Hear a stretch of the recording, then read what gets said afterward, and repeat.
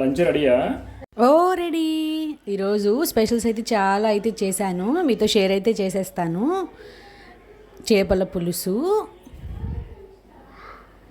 Chicken curry, చాలా రోజుల తర్వాత అయితే చికెన్ కర్రీ అయితే చేశానండి. ఫిష్ ఫ్రై, మా బాబుకి ఇష్టమని ఫిష్ ఫ్రై అయితే చేశాను. వేడి వేడి రసం, వైట్ రైస్ అండ్ చల్ల చల్లగా కూల్ డ్రింక్. అండ్ మీ ఇంట్లో ఏమేమి స్పెషల్స్ చేసుకున్నారో కామెంట్ సెక్షన్లో చెప్పేయండి. Bye bye, thank you.